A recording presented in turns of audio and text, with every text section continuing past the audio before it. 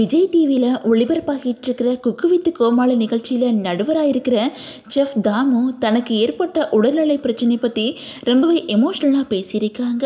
நான் இப்போது ஷூட்டிங்க்கு வீல் சேரில் வந்துக்கிட்டு இருக்கிறேன், அதுக்கு இதுதான் காரணம் அப்படின்னு சொல்லிட்டு தாமு பேசுனதை கேட்டு பலருமே அவங்க திரும்பவும் பழைய நிலைமைக்கு வரணும் அப்படின்னு சொல்லிட்டு தாமுவுக்கு ஆறுதல் சொல்லி வந்துட்டு இருக்காங்க. அந்த வகையில் இந்த நிகழ்ச்சியில் ஆரம்பத்திலேருந்து நடுவராக செஃப் தாமு இருக்கிறாங்க. அதே மாதிரி வெங்கடேஷ் பட்டும் இந்த நிகழ்ச்சியில் நடுவராக இருந்தாங்க.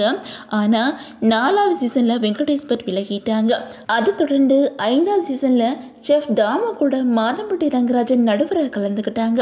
இவங்களோட கூட்டணிக்கும் மக்கள் மத்தியில் நல்ல வரவேற்பு இருந்துச்சு. அதே நேரம் கடந்த சீசன் முடிய போகிற நேரத்தில் பிரியங்கா மற்றும் மணிமேகலை இவங்க 2 பேருக்கும் ஏற்பட்ட பிரச்சனையினால இந்த நிகழ்ச்சியை பற்றின பேச்சு அதிகமாக இருந்துச்சு. ஆரம்பத்தில் இந்த நிகழ்ச்சிக்கு அப்படின்னு சொல்லிட்டு அதிகமான ஃபேன்ஸ் இருந்தாங்க. ஆனால் கடந்த சீசனில் சில சர்ச்சைகளுமே வந்துச்சு. இப்போது 6வது சீசன் தொடங்கப்பட்டு வெற்றிகரமாக ஒளிபரப்பாகி வந்துகிட்டு இருக்குது. அதில் சில வாரங்களாக செஃப் தாமு வீல் சேரில் ஷூட்டிங் வந்துக்கிட்டு இருக்காங்க. அதை பற்றி அவங்க சமீபத்தில் ஒரு பேட்டியில் பேசியிருக்கிறாங்க. அதோட குக்கு வித் கோமாளி நிகழ்ச்சி பற்றியும் பேசியிருக்காங்க.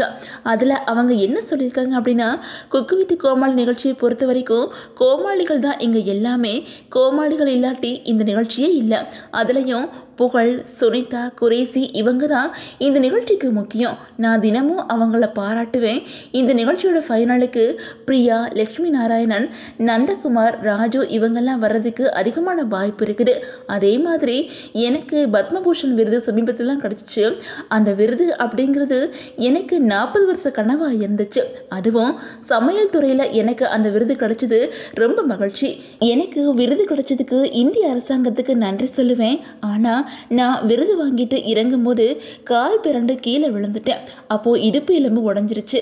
அதனால் நான் இப்போது ஷூட்டிங்க்கு வீல் சேரில் தான் வந்துக்கிட்டு இருக்கிறேன். இன்னும் ஒரு சில வாரத்தில் சரியாயிடும் அப்படின்னு நம்புகிறேன் அப்படின்னு சொல்லிட்டு அந்த பேட்டியில் செஃப் தாமு ரொம்பவே எமோஷ்னலாக பேசியிருக்காங்க. மக்களே, குக்கு வித் கோமாளி சீசன் 6ல் யார் ஃபைனலுக்கு போவா அப்படின்னு சொல்லிட்டோம். உங்களுக்கு பிடிச்ச குக் அண்ட் கோமாளி யார் அப்படின்னு சொல்லிட்டோம். உங்களோட கமெண்ட்ஸை மறக்காமல் கமெண்ட்டில் சொல்லுங்கள். அண்ட் இந்த வீடியோ உங்களுக்கு பிடிச்சா லைக் பண்ணுங்கள், ஷேர் பண்ணுங்கள், மறக்காமல் நம்ம சேனலை சப்ஸ்கிரைப் பண்ணிக்கோங்க.